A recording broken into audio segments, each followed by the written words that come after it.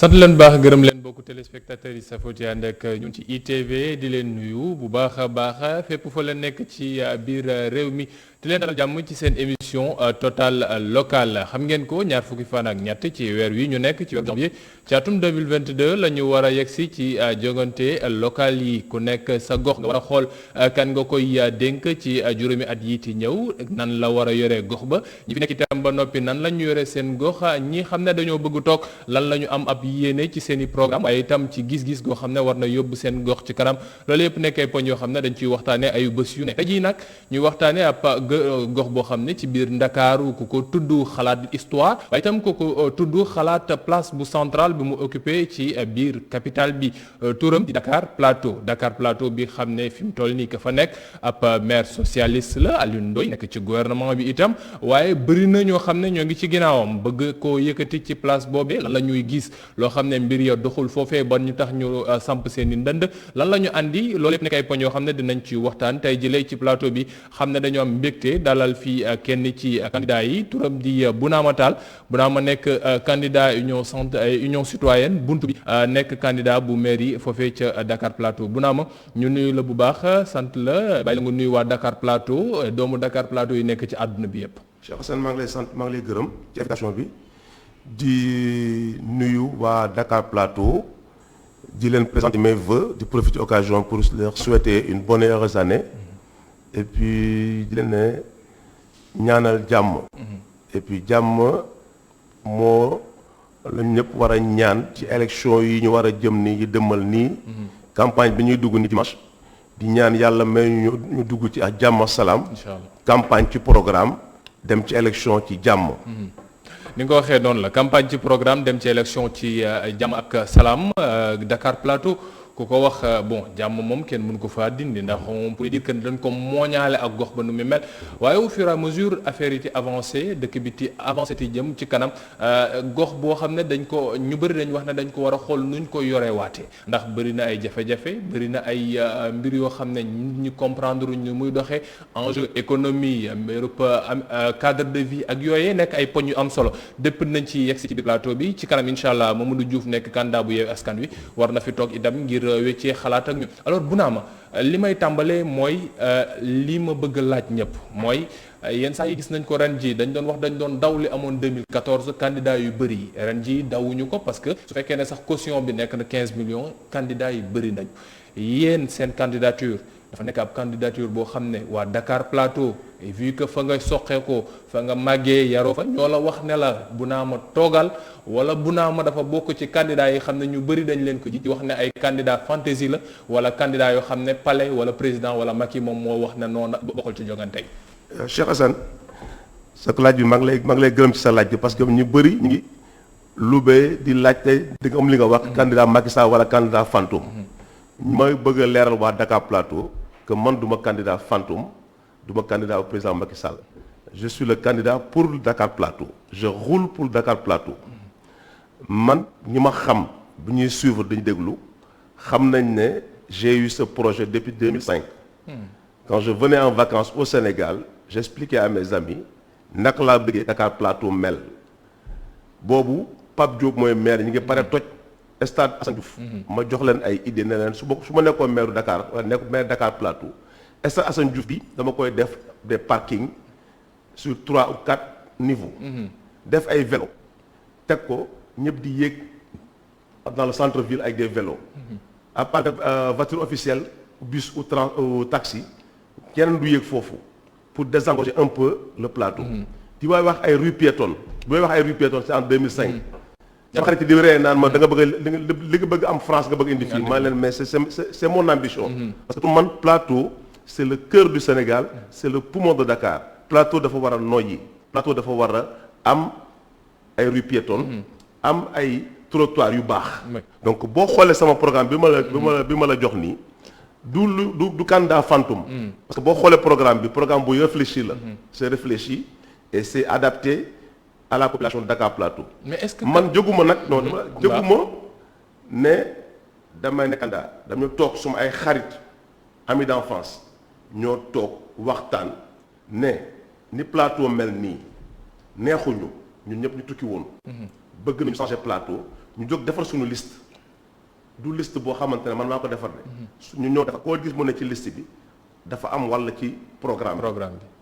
donc ñun suñu liste noonu taxawee. li ma bëggoon leeral rek mooy di ne wax ko dëkk nga ci gox bi après nga génn ba benn jamono nga dellu siwaat parce que gis nga gox bi ni muy doxee waaye li nga gis bitim réew est-ce que nekkul loo xam ne su fekkee da nga ko dëxañ ci programme pour doxal ko plateau est-ce que dina nekk loo xam ne c'est quelque chose de réalisable ndax li nga wax sànq ay ci sa programme bind nga ko ci ay zone piétonne ay piste cyclable ak yeneen yu ñu mel ay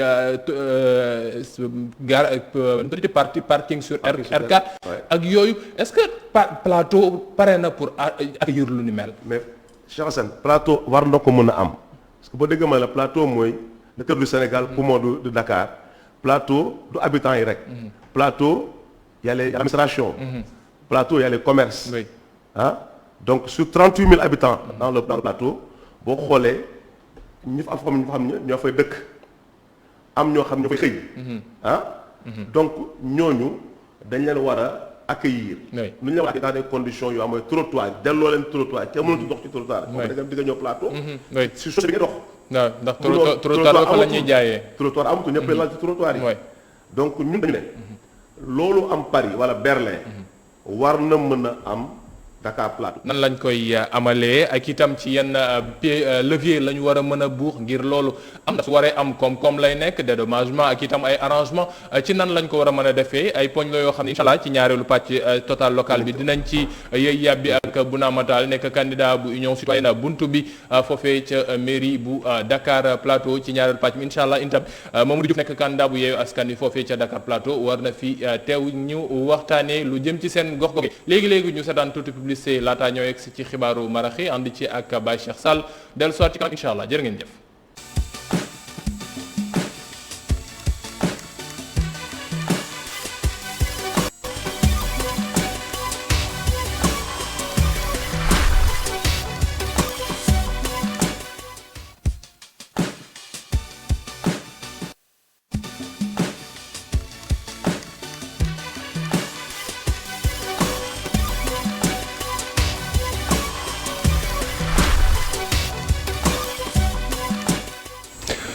sant leen baax gërëm leen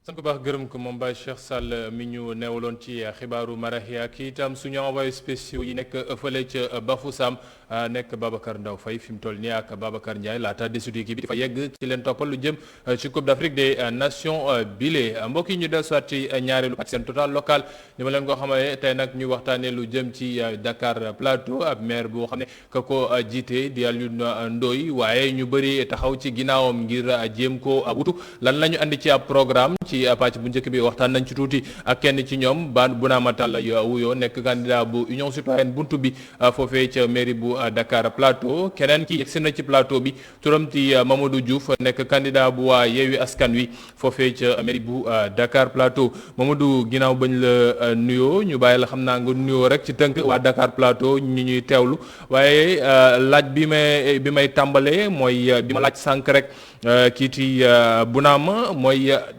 Dakar Plateau taxawaayam ndax Dakar Plateau ku ko wax xam ne mooy mën nañu wax une petite capitale dans la capitale ndax nu mu taxawee waaye itam koom-koom beeg li nekk foofu neen yëpp comme ay soxla nan la ñu war a mën a def ba Dakar Plateau peut-être li ñu doon gis ci ay jamono mu nekk loo xam ne dina fa mën a dellu si waat.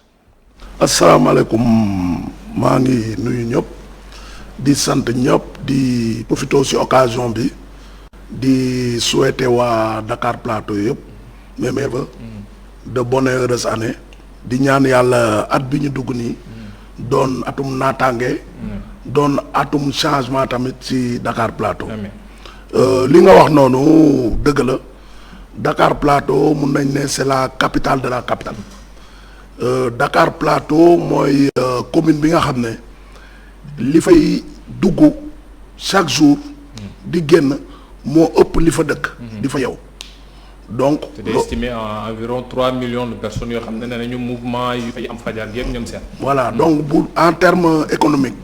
mun nañ ne Dakar Plateau c'est le poumon de l'économie sénégalaise loolu moom kenn mënu ko bañ parce que statistiques yi ñoo ko joxe mais toujours est-il que loolu tamit warul tere ñu am une vision loolu warul tere Dakar Plateau nekk une commune où il fait bon vivre parce que commerce bi warul tere tamit nit ñi dund bu mucc ayib te loolu li ko mën a indi vision la loolu li ko mën a indi volonté politique la parce que tey comme ni ko wolof yi di waxee rek ñi fi dëkk fekk baax ak ñi fi baax fekk joo ko moom ñi fi dëkk di fi yeewoo dañu am loo xam ne c'est le minimum dañ leen ko war a garantir pour ñu mën a dund bu sell ñi nga xam ne tamit dañuy ñëw di daan seen doole ci njaboot gi lañ bokk mais tamit dañ leen war a teg ci condition yu leer ñu mun a daan seen doole ci condition yoo xam ne du ñu mun a gaañ ñeneen ñi mais nag li ñu constaté mooy que ñi nga xam ne ñoo fi ne ñoom politicienne la ñuy def ndax dañuy jàpp ne peut-être ñi nga xam ne ñoo fi daan seen doole mettre leen en opposition ak ñi fi dëkk di wut ay préférence ba mu indi benn conflit ak benn choc boo xam ne Dakar Plateau mu ci perte donc Dakar Plateau war nañ ko mën a defar de telle sorte que ñii di ñëw di daan seen doole dinañ ko def ci anam bu rafet ci nu mu gënee teg leen ci place yu baax duñu sene kenn mais tamit ñi nga xam ne ñoo fi dëkk juddoo fi màggee fi am droit à un cadre de vie sain ñoom tam ñu mun leen permettre loolu waaw mais loolu dafa laaj une volonté politique vraiment bu leer naññ boo xam ne politique lalu ko programme bu leer ñaañ boo xam ne ku nekk ku ko gis di nga mën a gis sa bopp ci affaire yi ni mu ko waxee bu naa ma sànq yaa ngi ci doon a tàmbalee dugg mooy lu jëm ci mbirub trottoir yi nga doon wax ak itam aménagement bi zone vélo yeeg ñoom yu ñu mel mais déjà mbirub commerce bi ndax ku wax Dakar Plateau déjà sa xel ci marché yi lay dem lakk yi fay am occupation anarchique voie publique yi kenn mënu leen wax ne leen bu leen bu leen daan seen doole waaye ci nan lañ ko war a mën a defee parce que à la limite moo ngi wax léegi yenn saa yi dafay mel ne dañuy gën a lënte waaye est-ce que gën a lënte la est-ce que du cadre de vie bi moom moo xaw a tàncu ba mënuñoo wax diw bàyyil mënuñoo wax diw jëlal. Cheikh Assane li Pape wax lu dëgg la dama ko ci fekk si loolu moo tax ñun ñu ne suñu liste yi ñu def dañu jël marchand ambulant yi nga xamante ne ñu ngi ci biir Ponty ñu ngi ci biir Sandaga ñu leen ñëw leen ngeen bokk ci liste bi ndax bu ñu gañee ngeen mën a nekk conseillers municipaux bokk fi ñu acté décidé ci biir loolu ma wax leen loo xamante ne dëgg la bu ànd na ànd nit ci dëgg dama leen ne bu ñu gañee li ngeen nekkee ci mbedd mënatul ne ndax ñun dañu bëgg un plateau urbain un plateau bu set dañuy defaraat trottoir yi dañuy defaraat ay rue piétonne dinañ leen organiser ngeen dellu fi mairie Dakar def ci marché Kermel 700 places yi fa nekk di ngeen fa dem dugg fa. yow loolu est-ce que mën na nekk. di mën na nekk démarche la ndax mbirub marchand ambulant yi jamono Ablaye Wade ba léegi chaque fois ñuy wax marchand ambulant yi da ngeen yëkkati nañ leen wut fu ñu leen dugal tabaxal leen mais ma daaneel waaw dañ ci d'accord parce que man dama leen ne ñu ne c'est la première fois mu am un homme politique un candidat à la mairie de Dakar Plateau ñëw ne leen kaay leen bokk déjà dañ leen daan utiliser seen ay voix bu ñu gañee après jëm leen dàq indi ay problème bu élection présidentielle jotaatee ñu jëm leen na raayaat dama leen da ngeen di ñëw bokk ñu wutal leen ay conditions yu baax yoo xam ne mënatu leen nekk ci mbedd ndax ñun dañu war a defaraat trottoir yi pour nit ñi dox ci trottoir yi dañu nar a organiser le stationnement donc bu ñu nar a organiser stationnement mënatu leen toog ci mbedd bi te vous ne gagnez pas votre vie ci biir loolu. kon waxtaan bi ci lan ngeen ko teg parce que il faut quand même nit ñi ñuy dégg wala marchand ambulant yi xam ne peut-être bokkuñu ci seen liste. ñi ñuy dégg mën a xam non lii mooy li ñu leen wax lu war a tax ñoom ñu mën a génn ci tali bi parce que depuis jamono yi Ablaye Wade man peut-être ñoom moom lu ma mag wala leneen. ba léegi marchand ambulant ñoo ngi fa. mais parce que amul woon démarche bu claire. Pape bii xam na li may wax affaire de politicienne la woon dañ leen di utiliser ci benn durée seen ay voix ñu voté.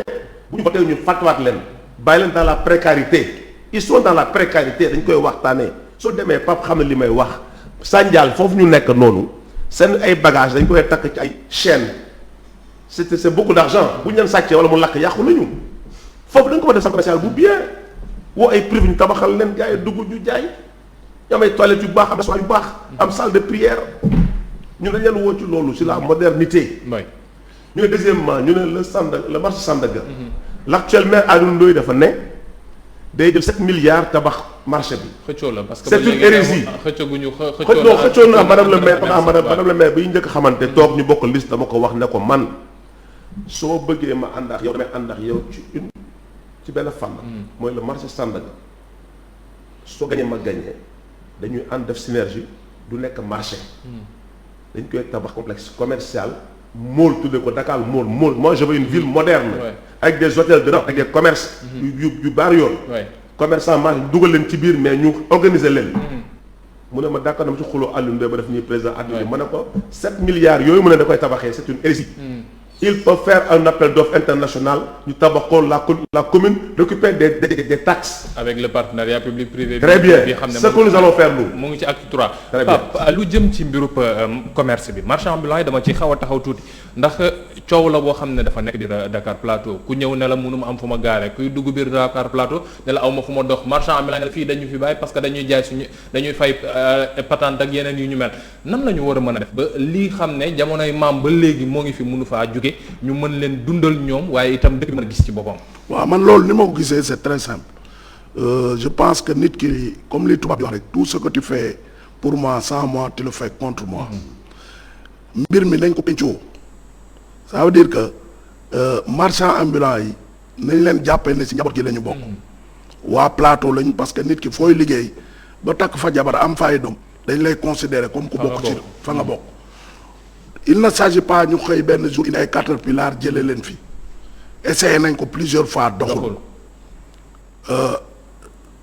solution bi ma gis mooy ñu toog ak ñoom parce que tey képp ku am boutique mbagg bu ñu ubbee sa xol bi magasin moo ci nekk loolu dëgg loolu mooy objectif. il faut que ñu waxtaan ak ñoom conscientiser leen xamal leen ne ñoom li ñu nekkee noonu ñu du loolu du ambition boobu la ñu am pour ñoom suñu ambition mooy ñu am fu mucc ayib fu ñu jaayee vraiment te bañ a déranger voisinage. donc ñun bu ñu ñëwee li ñuy njëkk a def te loolu bu naa ma wax na ko dama ciy delluwaat ñun suñu liste. jël nañ ay ambulants dugal leen ci parce que plateau dafa am non dans des positions éligibles. parce que dañu bëgg bu ñu demee dans le conseil municipal parce que nit ki loo xam Mademba gën laa xam boppam. bu ñu demee dans le conseil municipal bu ñu toogee di wax lu jëm ci commerce ñoom ñu mun ci àddu. jox ci loo xam ne lu ñu dund la. d'accord donc loolu xalaat la boo xam ne dañ ko am même place yooyu ngay wax ne c'est pas possible. c'est bien possible. mais parce que loolu ay milliards yu bëri. yu ñu génnee ba pare. et foofu dama siy profiter di rendre hommage Khalifa Sall. parce que c'est le seul maire bu jël autant de milliards investir ko ci ambulant yi. te ba léegi kenn utiliser wu ko. waxtaan ak ñoom vraiment yóbbu leen ci place yooyu.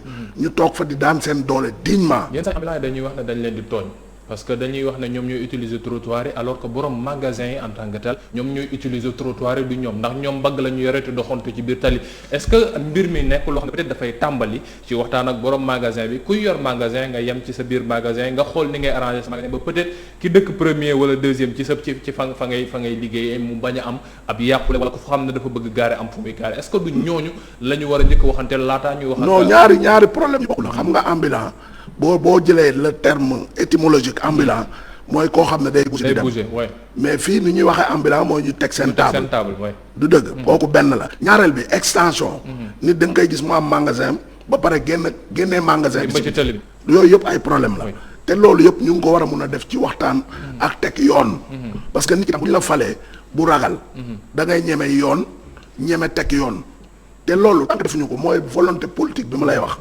tant que amuñu volonté politique di xool ay élection di xool ku la war a woteel ak ku la dul woteel je pense que yoon boobu doo ko teg dina nekk lu métti cadre de vie ñu yegg si ci ndax Dakar Plateau ku fàttaliku yenn géej yi wala yi nekk plage yu nekk aux abords derrière présidence ak yooyu nekk ay bërëb yoo xam ne ñu bëri jamonoy ndaw dañ fa daan dem te fa fooyu jee waaye léegi dañu lay wax ne la non pour léegi am na nekk lu xaw a jafe ndax mbir yi salte na wala accessibilité bi demeetul noonu alors que ay niche économique la yoo xam ne peut-être nit yi war nañ ko mën a jëfandikoo ak itam ay poumons verts yoo xam ne waa Dakar Plateau dañ fa mën a dundee ndax mise à part place de l'indépendance à la limite amatuñu feneen nan la ñu war a mën a aménager waa cadre de vie bi ba ñiy yeewoo ak Dakar Plateau mën a dund correctement wala convenablement suñu bëggee yóbbu seen doom ñu foy wala leneen ñu mën a am fu ñu ko defee. Cheikh Hassane ñun loolu dafa nekk sunu au cœur de notre programme gis nga actuellement li ñu commencé def ci corniche ouest bi ou est xawma kooku man maa njëkk a proposé loolu ministre et son et l'actuel ministre. La promenade future de Dakar. Avec depuis des années, je le propose avec des partenaires portugais pour aménager la corniche. jox ko léegi ay Marocains c'est tant mieux, c'est un beau projet. Mais ñun dañu ne bu ñu gagné bu ñu faloo suñu liste ci Dakar Plateau. La corniche est bi ñu concerné lagon jëm foofu yëpp. teeru Baye Sogui ba xam ne fa laa juddoo fa laa màggee Anse Bernard. dañu koy aménager des espaces verts. Des parcours sportifs avec des lampadaires solaires plage Anse Bernard plage au lagon dinañ ko aménagé jox ko booyu plateau ñu def ci ay four à pizza defar seen ay transat di liggéey aménagé ko ban dem na je suis allé même un peu plus loin pour dire on va créer une marina une belle marina ba bateau yi ñëw di fa garer li am Dubaï man je vais beaucoup plus loin j'ai envie d'avoir ça dans le plateau. Est-ce que c'est smart en 5 ans? Est-ce que c'est quelque chose non mais c'est une démarche. Quand tu poses les jalons, dans le premier mandat, le second mandat, tu peux le faire. C'est faisable. Mais dans un premier temps, nous allons le faire. Nous allons aménager des espaces verts.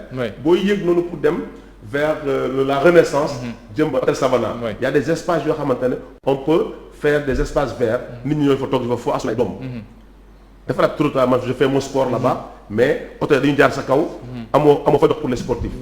Donc, nous, nous un parcours sportif pour di nga sport te oto du la laal. di nga safe. Deuxièmement da nga cadre de vie nga wax. ñu ne ci biir plateau bi dañuy def une rue des arbres. des poubelles. dinañu jox kër yu nekk dans un premier temps ay poubelles dañ leen di may ay sacs poubelles. pour le tri sélectif teg ay poubelles. ñun yemuñu foofu dañu ne duñu xam UCG rek. la commune de Dakar Plateau bu ñu gérer ñun on mettra de l'argent 2 milliards jël benn concessionnaire boo xamante ne.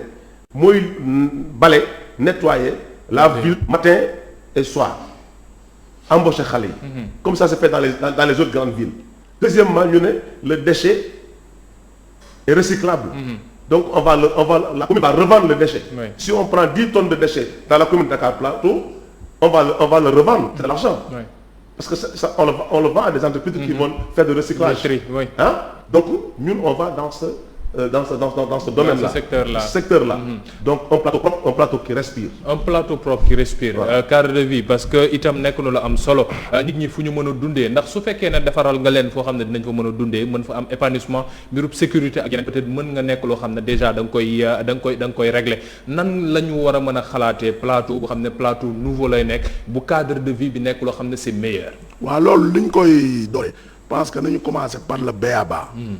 parce que commune Plateau boo ñëwoon tey di wax lu mel ni nettoiement dañ lay ne compétence boo xam jox nañ ko UCG mais réew dëkk bu tilim li ñuy njëkk wax ana maire ba la ñuy laaj du dëkk kon loolu daf ñu inspiré ñu xam ne un maire avec l'acte 3 de la décentralisation qui dit une communalisation intégrale nit warul toog croiser les bras ne man lii du sama compétence lépp nguur gi la alors que ba ngeen di campagne yéen candidat yi ñu si bëri da ngeen wax ne naa def naa def après soo toogee nga ni noo nguur gi la léegi nag li jëm ci nettoiement UCG mi ngi def mais ñoom nettoiement bi ñuy def c'est les grandes artères mais ñun dañu jàpp ne nit ñi waa Plateau ñu ngi dëkk ci koñ yi koñ yi itam war nañ leen nettoyer loolu dinañ créer benn brigade de l'environnement bi nga xam ne mooy nettoyer mais foofu tam problème compétence day posé wu parce que boo nettoyer ba pare amoo droit yóbbu mais ñun on prendra les dispositions pour teg ko fi ñu ko war a teg ñi ko war a yóbbu ko mais nettoiement bi mënuñ ci gën a collaboration entre yéen ak waa UCG beneen pàcc bi mooy assainissement parce que Plateau tey di nga dem biir Plateau booru présidence gis ay ndox ay nit yoo xam ne amuñu ndox koo ko wax du ko mais c'est la réalité di nga dem koñ yoo xam ne ils sont pas branchés au réseau pour ñun yooyu balaa ngay jublu ci yeneen yooyu c'est des préalables yoo xam ne da nga ko régler ba pare parce que budget Plateau naam sax ñi ngi naan assainissement dañ ko jox ONAS mais y a le minimum les branchements sociaux yaa koy tàmbaleel sa bopp def ko parce que loolu il y va vraiment de la santé des gens bien-être ça passe aussi par une ville éclairée. maire bi fi nekk actuellement boo waxee ñu ne lépp ville de Dakar la. man je suis conseiller à la ville. l'éclairage public, le réseau c'est du ressort de la ville. mais l'entretien du réseau lampe yu fay ak yu yàqoo yu yàqoo war a remplacer loolu maire bi moo ko war a jël en charge. maire bi fi nekk nag jëlu ko. moo tax da ngay gis fii tàkk ñun bu ñu ñëwee vraiment on prendra nos responsabilités xam ne que bien-être des populations ça passe par une ville propre. une ville éclairée ba nga xam ne li ñu ci war a def dinañ ko ci def. beneen pàcc bi mooy sécurité. parce que dëkk bi bu setee leer te amul sécurité. problème day am du ñeme génn. du ñeme génn. ni on va créer ce qu'on appelle les volontaires de l'ordre. ñooñu du ñu ay policiers municipaux. ay seen yoo xam ne dañ leen di tàggat bu ñu ñëwee gis lu dul yoon. ci gox bi ñu mun ko signaler à qui de droit.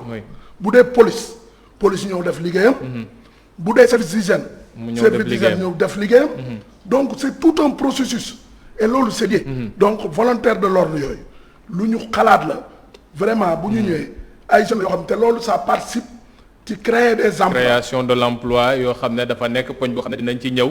ci beneen pàcc bi xam ne dinañ ci dugg léegi les 19h40 minutes ma lay fàttali ne tey ñoo ngi am mbégte dalal ci plateau bi Mamadou Diouf ñu gun ko xamee ci Pape Diouf nekk candidat Yewwi Askan Wi fële ca mairie bu Dakar Plateau ak Bounama Tall Bouna nekk candidat bu Union citoyenne buntu bi foofee ca mairie bu Dakar Plateau ñoom ñaar la ñu dalal ci plateau bi léegi ñu dem seetaan tuuti publicité laataa ñoo egsi ci xibaaru nasaraan 19h45 ànd ci Kada Manouche Kaba yegg si ci dernier plateau bi partie bi incha allah su ñu jeexalee xibaaru nasaraan yi léegi jërë ngeen jëf.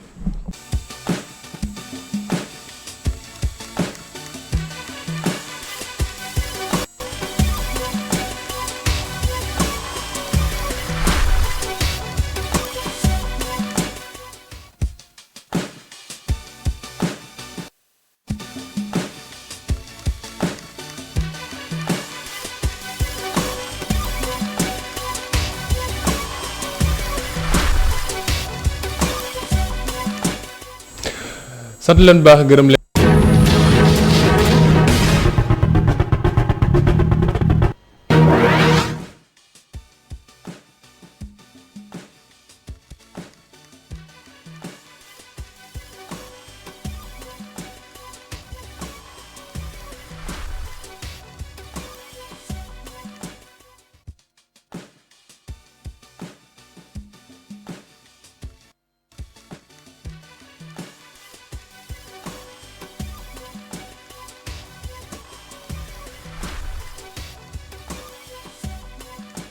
ko baax gërëm ko madame Anouche Kaba ci xibaar yoo xam ne moom laa andi woon ci kàllaamay nasaraan ci 19h45 bi bokki ñu egsi ci pàcc gu mujj seen total local tey nag ñuy waxtaanee mairie bu Dakar Plateau ak suñu ñaari candidat kii di Bounama Tall candidat bu Union citoyenne buntu bi ak itam Mamadou Diouf Pape Diouf nekk candidat bu Yewwi Askan Wi foofee ca mairie bu Dakar Plateau alors Pape sànq am nga loo tàmbali woon lu jëm ci mbirub nan ngeen di def ba lu jëm ci ndaw yi parce que dañuy embrayer jëmaale ci noonu ndax yaa ngi doon wax il faut ñu taxawal noo xam ne moom mooy tax ba ndaw yi ci koñ bi ñu mën a veiller ci sécurité bi buntu la itam wala alternative la boo xam ne jàpp ngeen ne mën nañ ko fa jaarale ñi nga xam ne peut-être amuñu liggéey wala amuñu formation en tant que tel ngir mën a andi ab tontu ci mbirub emploi des jeunes ndax tamit nekk na problème boo xam ne du problème bu Dakar Plateau kese on dira que c'est un problème mondial parce que ñëpp fépp foo nem ci biir àdduna mbirub ñàkkum xëy nekk na lu taxaw. waaw loolu li ngay wax dëgg bu wér la ñun si suñu programme daf ci am point bu focal boo xam ne dafa jëm ci mbirum emploi parce que l'emploi des jeunes la vocation de la mairie c'est pas d'employer tous les jeunes du plateau mais nag war nañ comment les employer parce que bëri na ñoo xam ne dañ leex ne la maa ngi liggéey ci mairie te xamoo lu mu fay liggéey am na contrat wala ñoo ngi koy fay te liggéeyu fa dara loolu yëpp ay mbir la ñun daal jàpp nañ ne bu ñu jëlee mairie bi dinañ créer ay conditions pour que nit ñi liggéey premier acte bi ñuy posé dinañ créer li ñuy wax le bureau communal de l'emploi parce que tey maire bi fi nekk nee na 6 mois avant élection yi embauché na 200 jeunes ci mairie bi 200 jeunes ci biir mairie bi ci biir mairie mais ñun dañ ko loolu dañ ko ñaawlu parce que 200 jeunes yoo xam ne yow ñuy ànd ak yow bokk ak yow couleur politique rek nga jël ñun dañ jàpp ne maire boo xasee nekk maire ñëpp nga war a nekk dëkk bépp nga du rek ñun dañu ne dañuy créer li ñuy wax le bureau communal de l'emploi. Premier objectif bi mooy bureau boobu day def un travail de recensement ñu xam ne plateau tant de maçon ñoo fi nekk. corps de métier yëpp ñu am leen. ñi nga xam ne dañu war a jànguñu ñi war a eggale seen jàng ñu am ci une vision claire. ñaareel bi mooy que tey maire bi dina joxe ay marché ñu war a def ay tabax préférence nationale bi ñuy wax. war nañ mun def préférence communale. bu ñuy jël ay maçon ñu xool ci maçon plateau yi ñu liggéey plateau. fay leen xaalisu plateau mu des plateau. parce que loolu mooy esprit de décentralisation. ñaareel bi plateau rek moo am mooy commune boo xam ne institution yeeg yu bëri yi société yu bëri yi ay Orca Batimat. bu ma bañ a def sax publicité société yu bëri ñu ngi foofu. le rôle du maire aussi c'est d'être un médiateur maire nekkoo fi rek parce que yaay maire nga ubbi saay mbagg yow yaa war a nekk interface entre sa population ak société yooyu. du dëgg tey maire war na mun a dem seeti benn société waxtaan ak ñoom ne leen suñu périmètre communal ngeen nekk. ñun am nañ fi ay jeunes am nañ bureau communal soo leen amee ay emploi yoo leen di joxe bu dee fukk au moins 3 yi ñëw si ñun. mu nekk en terme de RSE. voilà donc loolu bu ñu ko defee def kook société yu bëri. au finish suñu demee ba mu jeex année bi jeex di nga gis ne maire bi jël na li mu mën a jël. mais créé na ay conditions tamit. pour que ay jeunes plateau ñu mun leen dugal feneen. donc loolu c'est une façon vraiment de combattre le chômage. waaw ñun daal xalaat boobu lañ ci am. ci poñ yooyu ngeen tënk lu jëm ci biirub emploi bi yéen ci seen boor ci seen programme. suñu programme bu naa ma lu jëm ci biirub xëyu ndaw yi waaye itam formation ndaw yi. ñun dañu ne surtout formation qualifiante. li nga ko. moo tax nga ñëw ci nga xam ma. ñun dañu ne bu ñu jotee ci mairie bi bu ñu faloo du am benn jeune chômeur dans la commune de Dakar Plateau sans formation d'abord. Sans formation on mettra une enveloppe pour former les jeunes chômeurs li Pape wax léegi dëgg la maçon yaa ngi fi électriciens yi menuisiers yi cordonniers yi mais ils sont laissés à eux-mêmes boo yaa ngi toog naan yàqu ak joxu leen liggéey te ñu war a dimbali seen ay waajur war a takk jaw lañu am nañ jabar amuñu lu ñu liggéey ñun dañu ne dañuy ñëw dañuy former booy yooyu chômeurs yi on mettra une enveloppe on va travailler avec des écoles de formation ñu former booy yooyu bu ñu leen former ba pare dans le cadre de RSE bi ngay wax toutes les entreprises et les banques qui sont dans la commune de Dakar Plateau nous allons discuter avec eux pour avoir un quota boo xamante ne dañ koy jël ci jeunes plateau yi ñu liggéey. Deuxièmement li Pape wax booy yi on va créer un incubateur d'entreprise pour les jeunes yoo xamante ne sont dans le digital. La mairie va les accompagner. Les start-up yi on va les accompagner parce qu'il y a beaucoup de jeunes qui sont dans le digital, qui sont dans le plateau. Booy ay urbains la ñu booy c'est des urbains yi machin la ñu ngi si start-up ñu ngi si digital bi mais amuñu moyen amuñu financement. La commune va les accompagner. mais ci nan parce que booy yu bëri dañ la wax ne la quelquefois da ngay dem seeti maire bi mënuma laa jàppale parce que mënuma porter wu garant ci yow ci banque bi wala mënuma laa jox xaalis parce que yoroo ma xaalis mu la mën a jox nan la maire bi war a mën a taxawoo pour jàppale start-up yooyee wala ñi xam ne ñoo ngi ci biir gox yi. Assane ñun dañu ne bu ñu ñëwee la commune de Dakar Plateau a un budget de 14 milliards. Ce budget là mën nga jël 100 ou 200 millions tu travailles avec des organismes financiers. Tu les mets, tu garantis les jeunes porteurs de projets ak l'incubateur qu'on va créer. Ça c'est possible. Ça semaine dernière dama dem fekk ay maires à la rue Paul Hall ñu yëm Calabas ay 5000 la ñuy def ay 50 ay 500 ay machin ay la natt yu ndaw yooyu Calabas moo ñu ko mooy ma fekk maire yi je suis venu les parler man leen tey ñun dans le programme on a une économie solidaire boo xamante ne tey di ngeen def nii bu ñu egg si woon tey nekk maire ma nekk maire da leen di jàppale. On va mettre en place benn 50 millions da doon xëy chaque jeudi ay jàkkatu poisson la ay jàkkatu Dakar ay machin ñu ngi may dégg. ñu ngi may dégg ma leen tey du yoon te bu ñu jëlee loolu jox leen ko vous êtes trentaine de femmes mais ku si nekk bu amee 3 millions wala 4 millions ñu accompagner leen nag. li ñu leen ko jox bàyyi leen on les accompagne chaque jour boo leen jaay seen recette vous allez déposer ça à la banque. ou à la mutuelle mais à la fin du mois vous arrivez à avoir un salaire de 200 ou 300 000 francs, vous pouvez vivre avec. Et vous allez rembourser 0%, un taux de 0%. mais Bouna est-ce que nekkul ay mbir yoo xam ne maanaam idée yi ngeen am da ngeen ko peut-être waroon tàmbali ti mettre en œuvre avant même ngeen di dugg ci campagne bi wala avant ngeen di toog ndax yenn saa yi dafay yomb loolu candidat bi taxaw ne non dinaa def bëgg naa def mais est-ce que nekkul loo xam ne da nga ko war tàmbale déjà ci accompagnement jigéen Mais accompagnement ndaw yi Cheikh Assane, quand tu as passé le levier là, en tant que maire, tu as des garanties, tu as un budget. Nous, on est des hommes d'affaires.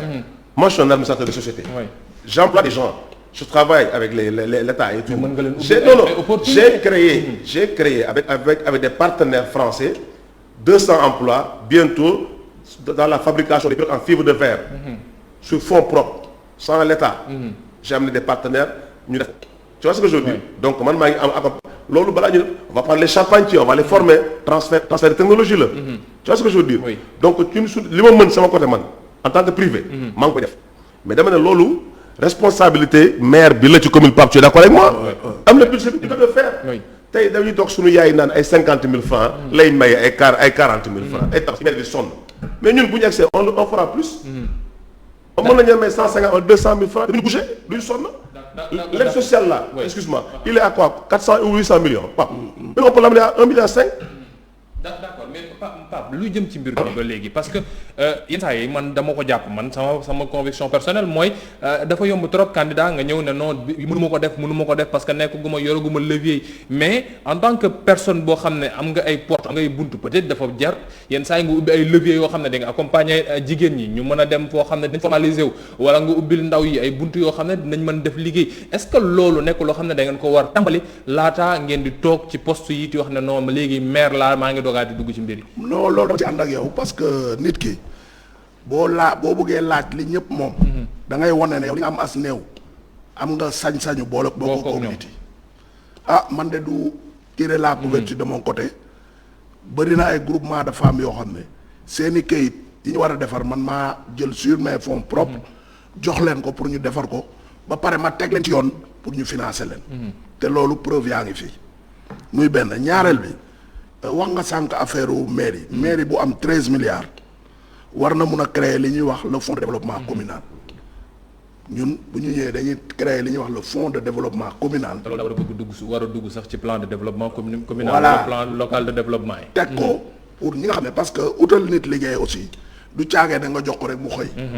nit ki di nga ñëw fekk mu nekk entrepreneur nga yokk ko doole. mu liggéeyam gën a dox. ba mu jël ci koñ bi ñeneen. xanaa loolu nag soo leen koy def da ngeen di taxawal ab commission neutre boo xam ne moom mooy joxe financement yi. parce que sinon damay parloo. da ngeen di wax ne yéen waa Yewwi Askan Wi ñu farag man kese la bu naa ma ne waa union citoyenne buntu bi rek la. c'est que dafa am principe de départ boo xam ne ñun mënuñu fi nekk di ŋàññi maire bi fi ne. ne moom lépp ku àndul ak moom du la jox. ba pare ñun ñuy doxalee loolu. man maay président commission sociale ville de Dakar. Je prends à témoin l'opinion. lépp loo xam ne maire bi daf koy def mu jëm ci population xooluma ku ànd ak man ak ku àndul ak man. parce que nit ki tam li ngay wootee da nga koy wuyoo ba pare. du dëgg donc ñun dañu ne fonds de développement communal. kooku ay politiciens duñ ko gérer. kooku c'est des techniciens des finances ñoo koy gérer mettre ko à la disposition des populations du plateau. critères yi nga xam ne moom lañu laaj informer leen ñu xam ne am na. ñu xam ne non seulement am na. critères yi nga xam ne moom la ñuy def pour nit mun a bénéficier wu. ku ko remplir ñu jox la ko. du dëgg parce que au finish si loolu la ñuy loolu la ñuy juger. mais mbirum emploi boobu ñuy wax l'emploi dafa doon lu fas. mais tamit am na ay compétences. tey affaire formation bi ñuy wax formation tey ñun communes yi yor élémentaire lañ ñu jox. élémentaire ak moyen su mu juumul. waaw non wala élémentaire kese ngeen. élémentaire ñun éducation lañ yor. du dëgg tey boo demee ville de Dakar ñu ngi ko jox secondaire yi la war a def. tey ñun mënuñu joxe bourse mais ñun. suñu programme yi askan bi parce que maire tam bu ñu la tegee yoon am fu mu la tënk da ngay ut ay superficie. tout en restant dans le contexte. ñun dañuy créer li ñuy wax le tutorat. mooy que tey un étudiant bu nekk au plateau. ñu jël dénk la 5 élèves pour nga di leen defal ay cours de renforcement. boo leen defalee cours de renforcement à hauteur de 2 heures de temps par jour on te paye 60 000 le mois. su ñu la fayee 60 000 le mois le cumul à l'année ça fait 720 000. loolu koo ko defal. mettre nga ko dans des conditions pour mu mun fay ay études am fay jàngam jënd fourniture am ba pare jox nga ko possibilité mu jàngal ay rakam parce que ñun dañ jàppale niveau biñ ñu jox élémentaire dafa faible au plateau dès que tooñu concours d'excellence dematuñu concours général kenn dëkkatu si waa plateau loolu dañuy xayma mais bu ñu defee cours de renforcement yooyu avec le système tutoral dinañ dem ba nga xam ne au bout de 3 ans niveau bi dina yéeg. li la gox bi jox nga mën ko delloowaat ci biir. voilà donc léegi ñun. fi ñu amoon problème pour dimbali étudiants yi parce que yoon daf ñu tënk. ut nañu yoon pour def ko. ba pare liñ ñu dénk nga xam ne mooy élémentaire bi. fexe nañ ba mu yéeg. mu yéeg ba yéeg. Bounama ci benn poñ lu jëm ci mbiru budget ndax yenn saa yi yaa ngi koy wax 13-14 milliards yi xam ne moom moo nekk budget lu ci bëri dañuy wax ne budget yi dafay nekk budget boo xam ne daa xaw a tënku day tànce maire yi parce que c'est un budget boo xam ne lépp presque wala 70 voire 75 pour sax fonctionnement lay nekk maanaam ay fay dépenses yi joxe salaire ak yeneen yooyu soo ko defee jeex na loolu li nga war a def comme budget d'investissement day nekk lu néew est-ce que jotul ñu war a xool nan la ñuy réorienter budget yi ba investissement yi mën a dellu si waat am doole ndax su investissement bi amul doole waa gox bi duñ ci gis seen bopp te waa gox bi suñ ci gisul seen bopp peut-être li ngay am ci koppar dina nekk loo xam ne dina ñëw ndax li nga taseeg ñenn mun la fayatuma taxe wala fayatuma patente. Alassane. jërëjëf question man dama yàgg wax ne sama xarit yi. ñu may déglu ñu bu nekk ñu may déglu xam nañ man sama exemple c'est les communes en France. Une commune comme Dakar Plateau, s'il a un projet, peut emprunter une banque. Elle peut emprunter une banque pour faire des investissements et les amortir après. Donc nous, on va faire pareil. On va changer les textes, on va faire pareil. Si nous avons un projet, on va emprunter une banque sur 15, 20, 30 ans. Hein? Def projet, amortir ko, taxi, impôts, delloo si population bi gis investissement bi ñu def muy benn ñaareel bi budget de fonctionnement boobu ngay wax Pape moo ma gën a xam il est conseiller municipal xam na li xew man duma conseiller municipal moi je suis un homme neuf je viens d'arriver dans l'arène politique je suis pas un politicien Pape xam na ils ont des salaires de précarité dañu wax dëgg Pape ils vivent dans la précarité ces boys là ils ont quoi comme ça 50 000 francs 60 000 qu'est-ce qu'ils vont faire avec ça? C'est ça qui sont précaires, ils ont 200 personnes aussi. Mais non, mais attends, 200 personnes, bu nekk nga fay ko 500 000 wala 200 000 loolu mënut a ne. Non mais attends. soo ko defee budget bi yëpp est-ce que budget bi du yem foofu. moo tax ma ne la bu ñu naan ay budget de fonctionnement loolu c'est du n'importe quoi. C'est du n'importe quoi parce que quand tu as 200 personnes tu les payes 50 000 ou 40 000 francs booy yi dañuy casse di yuuxu. Ils n'ont pas un bon salaire. Tu prends 200 booy lan la ñu fay 50 000 francs. Tu les formes même pas. Ils n'ont même pas de couverture médicale. Mais faut arrêter quand même. ñun dañu ne bu ñu ñëwee on va augmenter les salaires. Les agents municipaux de la commune de Dakar Plateau ne vont plus vivre dans la précarité. Ils vont avoir un salaire décent et des avantages.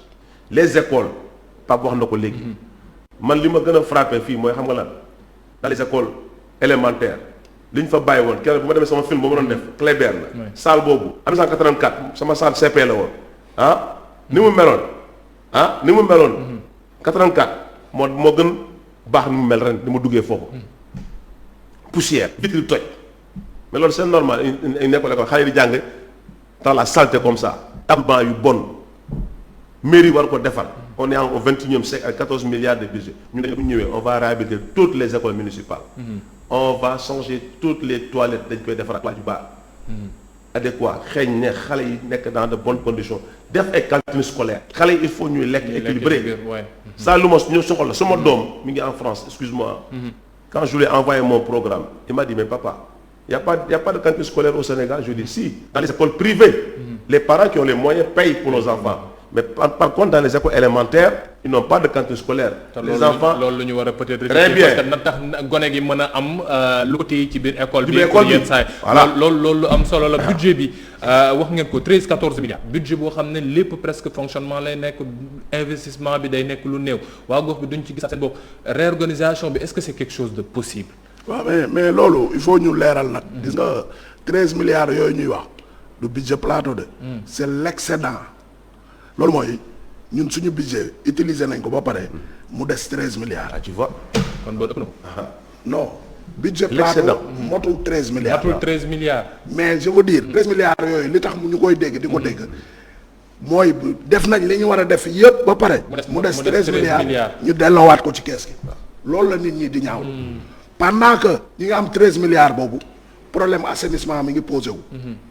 problème salubrité mi ngi posé wu. du dëgg. problème mu accompagnement des jeunes mi ngi posé wu. foofu la problème bi nekk. donc tey plateau yàlla moo ñu jagleen commune boo xam ne amul problème mu recette. bu kenn fëgg dënam nag maire bi mi ngi fëgg dënam di naan man la. mënoon naa la indil budget plateau bu may ñëw.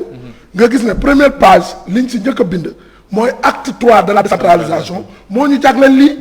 parce que dafa am ay recettes yu bëri yoo xam ne amuñu ko woon acte 3 bi. wala ñu ko daan dem ville léegi ci ñun la ñëw parce que y a la communalisation intégrale bi. loolu bu amee naturellement. budget bi day yokk.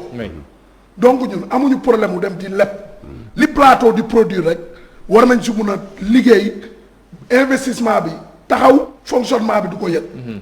mais problème bi mooy question de vision la. mais maire boo xam ne jox nañu la 13 milliards. nga am ko excédent. loo war a def doo ko def nga ko jël pour ñun loolu manque de vision la. loolu manque de vision. te lu ñu war a mën a peut-être andi ay joint la ci kanam. ci kanam. incha allah te ñaari candidats yéen a ngi fi kon on peut dire que ne ku nekk ci programme su ko andee waa Dakar Plateau war nañ ci gis seen bopp. pour terminer benn question boo xam ne dafa am benn internaute bu ma ko jox ne man naa leen ko laaj nee na Plateau dafa nekk zone boo xam ne itam bëri na ay zone de loisir. si ñu baal ma ci terme bi noonu laa ko mën a tuddee te yenn saa yi neen day tax ba ay mbiru insécurité ak yenn yi ñu ko fay dégg nan lañ ko war a mën a arranger yooyu ndax ñooñu tamit ci société bi la ñu bokk ñoo tax ñu fa nekk guddi gi nan lañ war a mën a arranger lii ci plateau ba ñooñee peut-être su suñu amee kayit ñu xool nan leen di téewee wala su fekkee dañu am nu ñuy defee seen liggéey ñu xool nan leen arranger comment est-ce qu'on peut le faire. Cheikh Assane maa ngi wax Pape léegi bi ngi staan journal bi brigade volontaire bi wax ni dama ko wax parce que suma équipe dañu ne la loi ne nous permet pas de créer une police municipale. Moi je dis que bu ñu gagné nous allons voir le président de la République l'exposer le problème de faire une loi pour faire revenir la police municipale mais pas une police municipale comme des années 80 ou 90 une vraie police municipale bien équipée la mairie comme bu ñu mel Dakar Plateau moi je prévois de sortir 2 milliards pour équiper la police municipale créer 80 personnes yoo xamante ne ñooy def supplier la police nationale. loolu nga introduire laaj. guddi ruq-ruqaan yi. police nationale mënu fa dem. bu ñu bëggee génnee ñu ne aux alentours du centre culturel français. wala marchand ambulant yi c'est une vraie police municipale. bien équipée moo mën def liggéey boobu. moo mën a supplier police nationale. day Rebeuss Niayes Thioker quartier yooyu biir Sandial. su amee ay restaurant ay club ay night club. guddi gi. C'est pas la police nationale qui fait ça, c'est la police municipale qui doit faire ça. Avec en plus des caméras. On a prévu de mettre des caméras.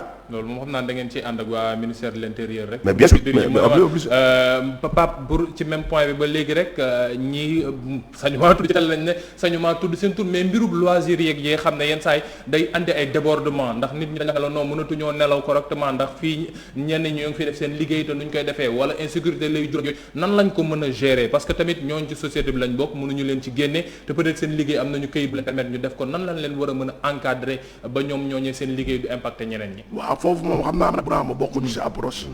bon peut-être parce que ñoom li ñuy jege nguur gi la. ñun moom on est de l'opposition. waaw union citoyenne. ñun sañuñu yéen opposition pure. xam nga moom.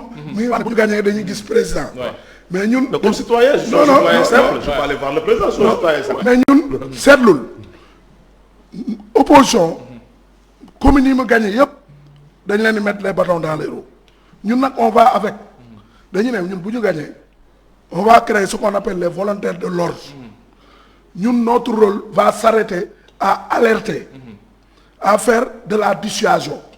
C'est-à-dire ñooñu nga xam dinañ am ay jeunes yoo xam ne même bu dee ay trottinette la ñuy yor ñu sol ay tenues formelles lu ñu gis loo xam ne du lu yoon ñu war ko alerter. Il faut que la police aussi parce que la mairie n'a pas les moyens de police.